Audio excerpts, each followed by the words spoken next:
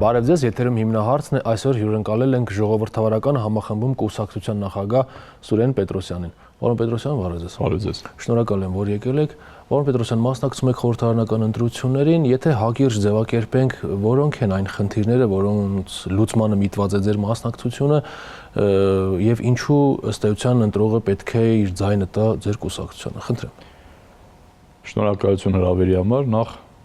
մեր գաղափարական հենքը հայկական պետություն ունենալն է։ Մեր խորին համոզմամբ 30-ից ավել տարիներ մենք չենք ունեցել բովանդակությամբ հայկական պետություն, որը կսպասարկի իմ, ձեր, մեր բոլորիս կենսական շահերը։ Իսկ այսօր այդ պետությունը դրսևորում է ակնհայտ հակահայկական ուրվագծեր։ Այս ընտրությունները չափազանց կարևոր են, մասնավորապես այն պատճառով, որ մենք, եթե ուզում ենք գնանք եւ պիտի գնանք հայկական պետության ձևավորման ճանապարհով, շատ կարևոր է ճեղքել այս փոխհամաձայնեցված խմբիշխանությունը։ Առանց այս քաղաքական համակարգի ճեղքման հնարավոր չէ սկիզբը դնել նորի, բովանդակությամբ ազգայինի եւ հայկականի։ Դա ուղղակի հնարավոր չէ։ Այս ընտրությունները այդ առումով շատ կարևոր են, որով նաեւ հնարավորություն կա եւ պետք է լինի առաջին հերթին ընդդիմափոխություն, որին կհաջորդի նոր իշխանափոխությունը։ Հակառակ պարագայում որևիցե պարագայում Հայաստանի Հանրապետությունում իշխանափոխություն տեղի ունենալ չի կարող իր բովանդակային տեսանկյունից։ Կարող են փոխվել անձեր, ինչպես այսօր էլ են փոխվել, մի քանի տարի առաջ էլ են փոխվել, բայց քաղաքականության որակը, ուղղությունը, մշակույթը որևիցե կերպ փոփոխության չի ենթարկվել։ Հետևաբար, սա շատ կարևոր հնարավորություն է, որով պետք է իրականացվի այդ սերնդափոխությունը եւ նոր որակի դրսեւորումը եւ նոր բովանդակության դրսեւորումը եւ քաղաքական համակարգի ճեղքումը, որից հետո անմիջապես սկիզբը կդրվի արդեն իշխանափոխության։ Պարոն Պետրոսյան, ըստ էության, եթե ես սխալ եմ հասկանում, կարող եք ուղղել, դուք մերժում եք եւ իշխանական ուժին եւ մերժում եք այն հիմնական ընդդիմադիր խաղացողներին, բայց հաշվի առնելով նրանց թե հնարավորությունները, թե լծակները, թե ազդեցությունն առհասարակ որքանով է դա իրատեսական խնդիր, այսինքն այդ շրջափուլից դուրս գալ եւ նոր տիպի համակարգ հիմնադրել։ Դա նախ շատ իրատեսական է։ Երկրորդը, եթե անգամ իրատեսական չլիներ, եթե մենք ուզում ենք գնալ առողջացման, ապա այլ տարբերակ ուղղակի չունենք, անկախ նրանից դա ինչքանով դժվար կլինի։ Երկրորդը շատ կեղծ օրակարգ է, երբ ասում ենք, գիտեք, հիմնական ռեսուրսները իրենց ձեռքում են։ Երբ ասում ենք ռեսուրս քաղաքականության մեջ, մենք պետք է հասկանանք, որ քաղաքականության մեջ ամենակարևոր ռեսուրսը հասարակության աջակցությունն է, որը նրանցից որևիցե մեկը չունի։ Նրանք միգուցե ունեն ֆինանսներ, ռեսուրսներ, մեդիաներ, եւ դա ինչ որ չափով կարողանում է կոմպենսացնել կամ մանիպուլացնել հանրային կարծիքը, բայց նրանք չունեն ամենակարևոր ռեսուրսը՝ հանրային աջակցություն։ Եվ այս ընտրությունները ցավոք որևիցե կերպ չեն տարբերվում նախորդ մնացած բոլոր ընտրություններից, որովհետև ընտրությունների հիմքում դրված է ոչ թե գաղափարը, ոչ թե օրակարգը, ոչ թե լուծումները եւ ոչ թե տեսլական, այլ դրված է բացառապես ռեսուրսը։ Եվ եթե ուշադրություն դարձնենք, այսօր հիմնական ճակերտավոր համախմբումները տեղի են ունենում ոչ թե մտքի եւ գաղափարի շուրջ, այլ տեղի են ունենում այն մարդկանց, այն դերակատարների շուրջ, ովքեր ունեն ֆինանս։ Իսկ քաղաքական որակական փոփոխություն այս պարագայում տեսականորեն լինել չի կարող։ Իսկ մեր օրակարգում մենք առաջարկում ենք ամբողջությամբ այլ որակականը, ոչ միայն սերնդափոխություն կենսաբանական առումով մենք ավելի երիտասարդ ենք, այլ սերնդափոխություն ամեն առումով։ Երբ ասում եք, որ չունեն հանրային աջակցություն, ինչ որ հարցումներ կան, ինչ չափանիշներով եք դա։ Ոչ, այս ողջ ժամանակահատվածը դրա վառ ապացույցն է, որովհետև վերջի մի քանի տասնամյակում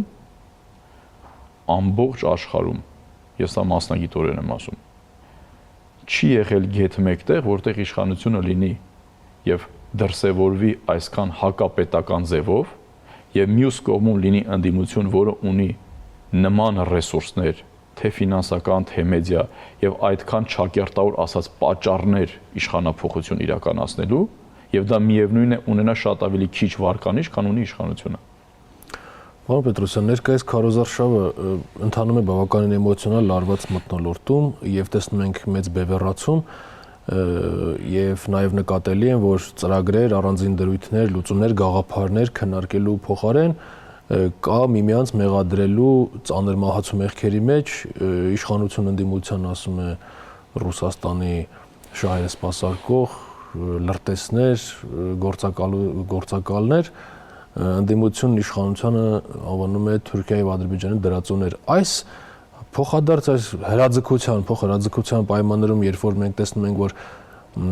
մեդիաները, սոցիալական ցանցերը, արտակները այդ բոլորը կենտրոնացված են այս դիսկուրսը սպասարկելու վրա, ինչպես է հնարավոր սա, ես մի քիչ վերադառնում եմ իմ նախորդ հարցին, ինչպես է վերադառնալ այս օրակարգից դուրս գալը եւ որակապես ու բովանդակային այլ բան առաջարկել։ Դեք եթե հանրային ընդհանուր դիսկուրսը այնպես է կազմված, որը տանում է մեզ ինքնակործանման, եւ դա ունի ինչ-որ չափով աջակցություն կամ ամբողջ մեդիաները այդ տիրույթի կամ այդ նարատիվի մեջ են, դա որևիցե մեկի վարկը չի արդարացնում, որ ինքը եւս այդ կերպ վարվի։ Մենք երբեք որևիցե պարագայում այդ դիսկուրսների մեջ երբեք չենք մտել։ Հենց այդ պատճառով որ մենք ասում ենք, որ իշխանություն եւ ընդդիմություն նույն որակն են, ամեն ինչով։ Լսեք խոսքի մակարդակը, ձևակերպումները։ Շատերը մտածում են, թե պարզապես խոսք ասելը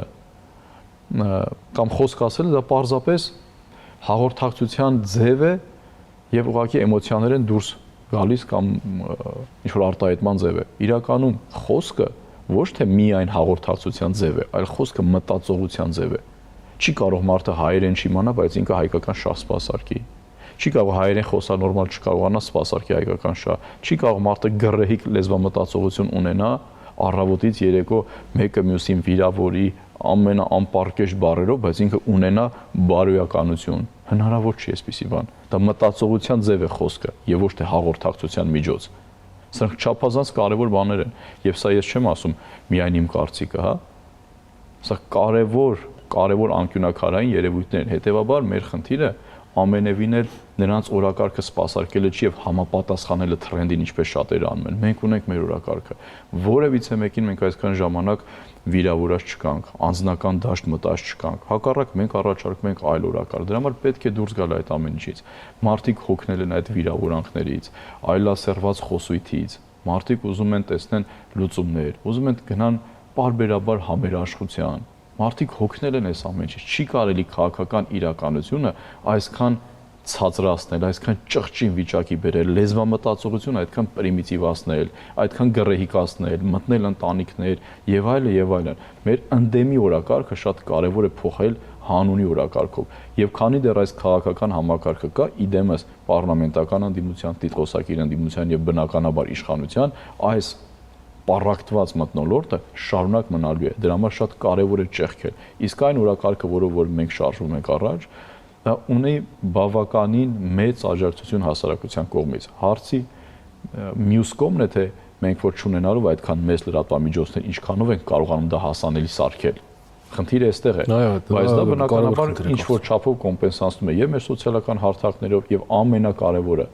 անձնական շփումներով։ Մենք այս ոչ քարոզարշավի ընթացքում որևիցե տեղ, որևիցե օր երբեք չենք կազմակերպել ինչ-որ շոուներ լավ կադրեր ստանալու համար, ինչպես անում են դա շատերը։ Մենք գնում ենք մարդկանց հետ անհատապես բոլորի հետ զրուցում, որ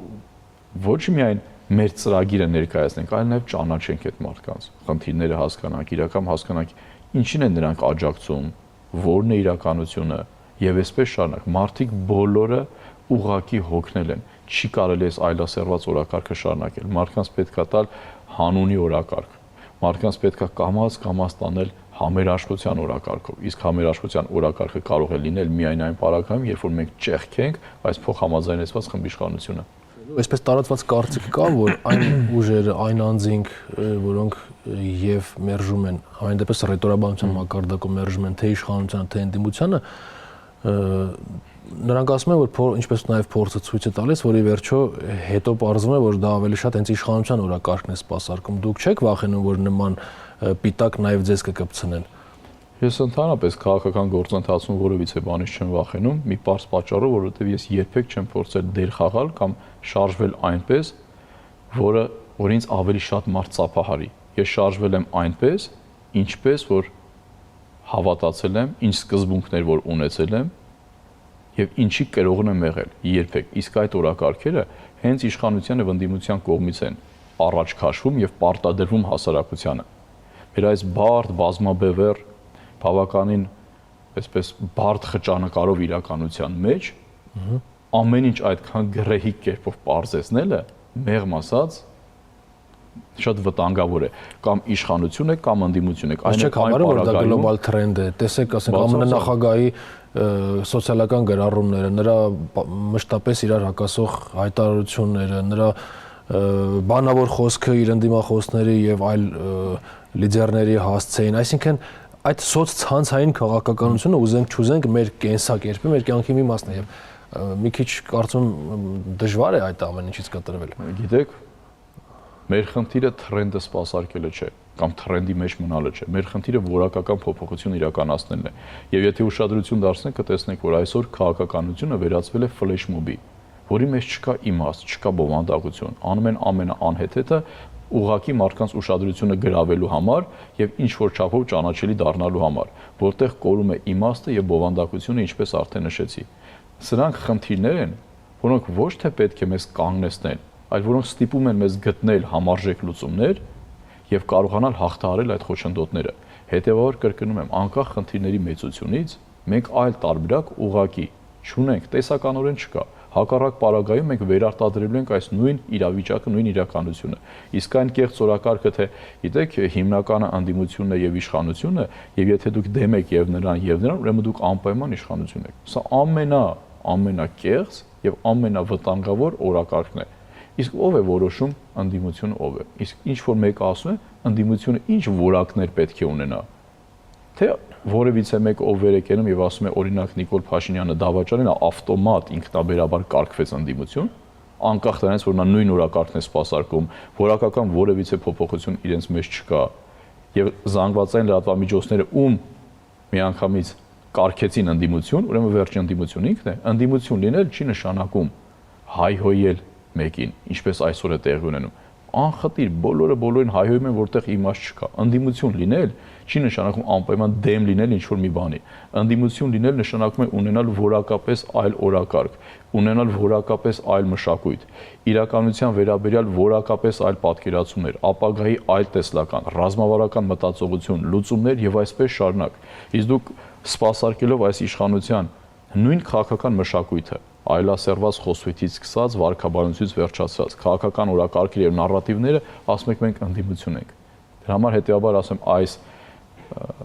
խմբի իշխանությունը պետք է ճեղքվի ձեր կարծիքով իշխանությունը ձեզանից վտանգ զգում է պարոն Պետրոսյան ճիշտն ասած չեմ կարող ասել ինչ եմ ասում որովհետեւ չենք տեսնում ամեն դեպքում որ ձեզ թիրախավոր են ինչից է դա գալիս որ վտանգ չեն տեսնում թե որ թիրախավորելու տեղ չունեն ինձ թվում է այդ հարցը ավելի ճիշտ կլինի ուղղել հենց իշխանությանը դուք դաշնակիցներ ունեք ներկա այս 19 այսինքն մնացած 18 ուժերի մեջ որոնք եւս կիսում են ձեր գաղափարները եւ չգիտեմ կիսում են թե չէ բայց դաշնակիցներ չունենք քվեարկությունից հետո գուցեև հնարավոր լինի միասին ինչ որ բացառված է այս կոնյունկտուրայով հնարավոր չէ եւ ես բազմիցս ասել եմ։ Այսինքն որևէ մեկի հետ չեք բացարձակապես, որտեղ նաեւ մենք մեր քվեն ստանում ենք ժողովրդից այն օրակարգի եւ այն տեսլականի համար, համաձայն որի մենք որևիցե պարագայում չենք տալու մեր ձայները որևիցե մեկին եւ մեր գերխնդիրն է ձերբազատվել այս փոխհամաձայնեցված խմբիշխանությունից։ Պարոն Պետրոսյան, համարում եք, որ այս ընտրությունները հենց աշխարհաքաղաքական նաեւ ընտրության բան է լինելու նաև աշխարհաքաղաքական ընտրություն է լինելու, որ ուղղությամբ զարգանա Հայաստանը եւ ինչպես կառուցել արտաքին քաղաքական եւ անվտանգային ճարտարապետությունը։ Բնականաբար, բայց սա առաջին հերթին միջև աշխարհաքաղաքական լինելը առաջին հերթին։ Սա քաղաքակրթական եւ ինքնության ընտրություն է։ Սա շատ կարեւոր է։ Հետեւաբար յուրաքանչյուր մարդ, ով գնում է ընտրության, պետք է իրեն հարց տա. ինչ սկզբունքով է ինքը ընտրություն կատարում։ Որովհետեւ սա այսօր ուղիղ վարչապետի ընտրություն չի ինչպես հասարակությունը մոլորեցնում են ասում են ընտրեք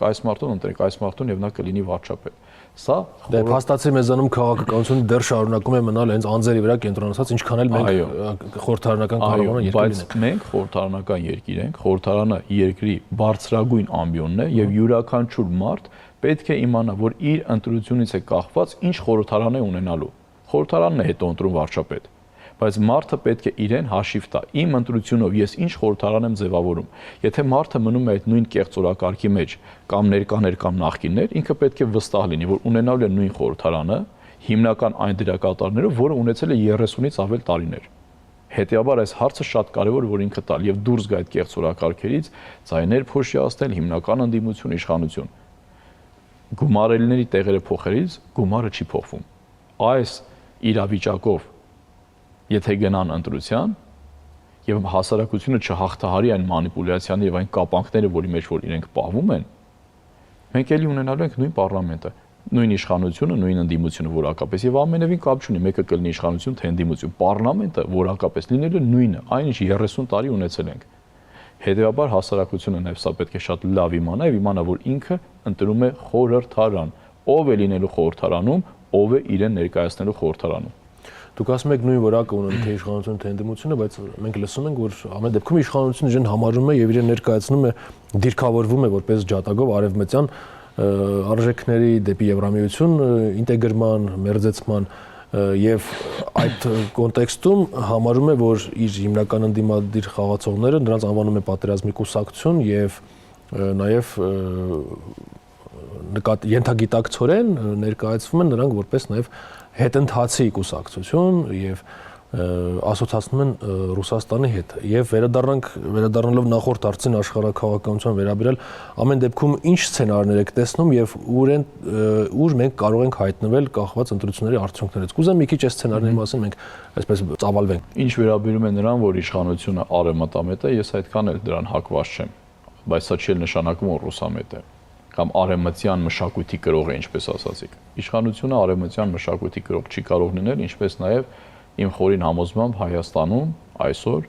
որևիցե մի ուժ արևմտյան մշակույթի կրող չէ։ Արևմտյան մշակույթի կրող լինել չի նշանակում հայտարարել, որ ես գնում եմ Եվրոմիություն կամ գնում եմ ՆԱՏՕ։ Արևմտյան մշակույթը առաջին հերթին քաղաքական ռացիոնալ մտքի մասին է։ Քաղաքական ռացիոնալ մտքի շրջանակներում հնարավոր չի մերժել ազգային ինքնությունը, պատմությունը եւ ազգային պետության գաղափարը։ Այն ամենը, ինչը քաղաքական տեսանկյունից, այն ամենի վրա, ինչի վրա քաղաքական տեսանկյունից կառուցված է նաեւ արևմտյան քաղաքական մշակույթը։ Այսօր իշխանությունը գործում է դրան ճիշտ հակառակ, հետեւաբար ասել իշխանությունը արևմտյան արժեքների, արևմտյան ուղղության կողմնակից է, դա կեղծ օրակարգ է։ Արևմտյան արժեքաբանության հետ ներկա իշխանությունը ոչ ժողովրդավարության, ոչ ռացիոնալ մտքի, ոչ ազգային պետության, ոչ մյուսի պարագայում որևիցե աղերս բնականաբար չունի։ Իսկ ինչ վերաբերում է մնացած ուժերին, ասեցի ուղղակի կարծում եմ իմաստ անգամ չկա անդրադառնալու, մենք գտնվում ենք նույն որակական տիրույթում։ Ոչ թե մեր մոտ արտաքին քաղաքականության վեկտորների ընտրություն է, այլ տարբեր խմբեր, իշխանություն եւ դիտխոսակիր ընդդիմությունը տարբեր ուժերի կողմից փնտրում եւ աղերսում են օգնություն, որպեսզի իրեն գան իշխանության։ Սա արտաքին քաղաքականության վեկտորի հետ որևիցե կապ չունի ընդհանրապես։ Արտաքին քաղաքական վեկտորը ամբողջությամբ այլ բան է ենթադրում, ամբողջությամբ այլ մոտեցումներ, ամբողջությամբ այլ գործիքներ։ Ինչպիսի մոտեցումներ է ենթադրում արտաքին քաղաքական վեկտորը։ Արտաքին քաղաքականության իրականացման վեկտորը չի որոշում նրանում, թե դուք ում եք ավելի շատ երթում տալիս։ Արտաքին քաղաքական վեկտորը ենթադրում է շահերի համադրում, ռազմավարական տեսլականի համադրում, հակասությունների վերհանում, տարածաշրջանային այս խճանկարի շրջանակներում տեղի եւ դերի հստակեցում։ Մեր մոտ այդպիսի բաներ չկա։ Մեր խոսույթը միայն ուղղված է բացառապես, թե որ կողմին ես երթում կտամ եւ որ կողմից ես աջակցություն կստանամ ոչ թե պետության համար, այլ միայն իմ խմբի համար, որ ինձ կօգնի գալ իշխանության։ Եվ հենց դա է պատճառը, որ հասարակությանը ոչ մեկ մինչ օրս եւ երբեք չի դիտարկել որպես հենարան իշխանության գալու համար։ Իշխանություն ունենալու համար մարդիկ մշտապես դիտարկել են արտաքին ուժերին։ Եվ հենց դա է պատճառը, որ որևիցե մեկ այսօր հասարակության հետ անգամ շփում չի կազմակերպում։ Որևիցե մեկը նախ նրանք անկալելի եւ ընդունելի չեն մեկ, բայց նաեւ նրանք ժողովրդին հենարան չեն համարում։ Նիկոլ Փաշինյան արտաքին որ ուժերի աջակցություն ունի այս պահին, եթե խոսենք աջակցության մասին։ Ես հստակ բնականաբար չեմ կարող ասել, ես չեմ սիրում կոնսպիրատիվ տեսություններով շարժվել, բայց հայամետ ուժերի աջակցությունը հաստատ չունի։ Երբ նա իր ընդդիմախոսների Թեպետ ներողություն եմ խնդրում, սա արտաքին ուժերին չի վերաբերում, որտեղ արտաքին ուժեր հայամետ լինել չեն կարող։ Ես ներքին իրենց երկրի շահերի մասին։ Երբ Նիկոլ Փաշինյանը թիրախավորում է իր քաղաքական հակառակորդներին, մեղադրում է այդ լրտեսական գործունեության մեջ համատարած եւ շպիոնոմանիայի այդ նարատիվներն է տարածում հենց բուն նախընտրական քարոզարշավի ժամանակ սա ինչի մասին է վկայում եւ այդ արտաքին ուժերից, որոնք ենթադրաբար նրան կարող են աջակցել, նրանց դրդմամբ է սա արվում ձեր կարծիքով։ Կրկին չեմ կարող ասել նրանց դրդմամբ է արվում, թե նրանց դրդմամբ չի արվում, բայց մի բան ակնհայտ է, Նիկոլ Փաշինյանը ամեն գնով այս բան փորձում է վերարտադրվել եւ այն ինչը տեղի ունենում նաեւ մյուս կողմի թուլության հետևանքն է։ Սա շատ կարեւոր է արձանագրել։ Իշխանությունը ամեն գնով վերարտադրվելու եւ գնալու է ռեպրեսիվ մեխանիզմների կիրառման եւ գնում է ռեպրեսիվ մեխանիզմների կիրառման, բայց դա անում է այն պատճառով, որովհետեւ ընդդիմությունը որպես այդպեսին թույլ է։ Կա կեղծ վարկած, որ ուժեղ ընդդիմության պարագայում են այդպես անում, ումից որ վախենում են, այդպիսի բան գոյություն չունի։ Եթե ընդդիմությունը ունենում է բավարար լեգիտիմություն, իշխանությունը երբեք նման ռեպրեսիվ քայլերի չի գնում, որովհետև գիտի դրանով շատ ավելի մեծ ալիք կարող է բարձրացնել, տասնապատիկ ավելի մեծ ալիք կարող է բարձրացնել։ Իսկ այսօր ընդդիմության մեջ չկա մի ուժ, որը ունի էական ավելի բարձր լեգիտիմություն, քան իշխանությունը։ Սա շատ մեծ ցավով եմ ասում, բայց սա իրականում փաստ է։ Եվ հետեւաբար ինչքան ցածր է ընդդիմության լեգիտիմությունը եւ չունի հասարակության կողմից աջակցություն, այնքան ռեպրեսիաները շատ են լինելու, այնքան վրեժխնդրությունը շատ է լինելու։ Այդ լեգիտիմությունը, օրինակ, երբ որ հակառակ կողմում իշխանությունը իր ուժային լծակներով, տարատեսակ ուժային կառույցներով, հատուկ ծառայություններով այդ ինչպիսի լեգիտիմություն է պետք այդ ամենին դիմակայելու համար։ Ասեք, եթե ուզում են իրականում մենք, եթե իրականում ուզում ենք իշխանափոխություն, մենք պետք է հասկանանք, որ մենք պետք է ունենանք մի քանի անգամ ավել բարձր լեգիտիմություն, որը թույլ կտա կոմպենսացնել իշխանության այդ հսկայական ռեսուրսը, ուժային կառույցներ, հատուկ ծառայություններ եւ այլը։ Այսօր գերխնդիրը այդ լեգիտիմություն ունենալն է։ Եթե այդ լեգիտիմությունը ունեցան, ցանկացած ռեպրեսիվ մեխանիզմի գործարկում ավելի շատ ալիք է բարձրացնելու եւ դրա տակից իշխանությունը որևիցե պարագայում դուրս գալ չի կարող։ Մի մոռացեք, որ այնպիսի իշխանություններ են տապալվել ամբողջ աշխարհում, որոնք ոչ միայն ավտորիտար են, այլ տոտալիտար, որոնք ամեն ցույցի ժամանակ կարող է 30 հոգի սպանեին, 50 հոգի սպանեին, բայց անգամ այդ ռեժիմներն են տապալվել միայն այն պատճառով, որովհետև այլ ընտրանքը ունեցել է շատ ավելի մեծ լեգիտիմություն եւ կարողացել է գեներացնել ժողովուրդ։ Բնականաբար արտաքին դերակատարները միշտ մասնակցել են եւ այլ, այստեղ են մասնակցում եւ այստեղ են մասնակցելու, բայց կարևոր խնդիրը այստեղ նա է, որ որևիցե մեկը չունի էականորեն ավելի բարձր լեգիտիմություն, քան իշխանությունը։ Սա մեծագույն խնդիր է, սա քաղաքական ճգնաժամի դրսևորման եւ արտահայտման ամենամեծ խնդիրն է։ Այս հակապետական գործունեության ընթացքում, ակնհայտ հակապետական եւ խոսույթ եւ գործունեության պարագայում չկա մի ուժ, որը ունի ավելի բարձր լեգիտիմություն, քան իշխանությունը։ Պարոն Պետրոսյան, դուք 24 թվականին, ինչպես հայտնի է, մասնակցում էիք Սրբազան շարժմանը, որը իհարկե սկզբում այլ անուն էր, Տավուշյան հայրենիքի, սակայն հետո անջատվեցիք այդ շարժումից։ Ես գիտեմ, որ բազմիցս դուք այս թեմայով խոսել եք, ամեն դեպքում այս հիմիկվա ձեր ասածի համատեքստում մենք կարող ենք սա դիտարկել, այսինքն դուք որ փուլում ինչ հասկացաք, որ սա այն շարժումը չէ, որով դուք պատկերացնում եք, ինչ տեղի ունեցավ։ Նախ ոչ թե ես մասնակցել եմ այդ շարժմանը, այլ շարժումը ձևավորել եմ ես իմ ընկերների հետ։ Ամենասկզբից չի եղել շարժում, որին ես միացել եմ, միացել այն շարժմանը։ Եվ եթե հետարքիր լինի այս փաստը, բազմիցս ասել եմ, կարող ենք տեսախցիկները միացրած լայվ տարբերակով մտնել ոսկեպար եւ մեր գյուղացիների յուրաքանչյուրին հարցնել եւ յուրաքանչյուրը կպատմի ինչպես է եղել շարժումը, քանի շաբաթ հետո են միացել եւ այլ, այսինքն սա շատ կարեւոր է։ Այստեղից շատ բան է բխում, երբ ասում են միացել է շարժմանը, գալիս է արդեն այն կեղծ օրակարգերը պարապտել շարժումը եւ այլն, շարժումը սկսել են բացառապես ես իմ ընկերների հետ։ Սա ամենակարևորը։ Դրանից հետո մնացած կեղծ թեզերը այլևս անտեղի են։ Մենք ունեցել ենք պայմանավորվածություն, դա գյուղի հետ նաև, բոլորի հետ, որ այդ գործընթացում որևիցե մի ուժ պարլամենտական ընդդիմության կամ նրանցից ածանցյալ ներգրավված չպետք է լինի, որովհետև հասարակությունը ուզում էր, որ իշխանությունը հեռանա, բայց միևնույն ժամանակ նախին վարչակարգերի ներկայացուցիչներից որևիցե մեկը չվերարտադրվի։ Այս պարզ սկզբունքը չի պահվել եւ արդեն մինչեւ Երևան հասնելը սա ակնհայտ էր եւ այդտեղից խնդիրները սկսվել են, բայց այնուամենայնիվ դա անցած այլևս էտապ է, բայց պատճառը դա է եղել եւ ես այն սկզբունքները, որի մասին խոսել եմ, բարձրաձայնել եմ, մշտապես պահվել են եւ երբեք դրանից շեղում չի եղել։ Ես ասել եմ, որ այս իշխանությունների հիմնական հնարավորը պարլամենտական անդիմությունն է, առանց անդիմափոխության, իշխանափոխության հնարավոր չէ եւ չի կարելի մասնակցել մի գործընթացի, որտեղ կա անգամ 1% հնարավորություն, որ նախկին իշխանություններից կամ նրանցից ածանցյալ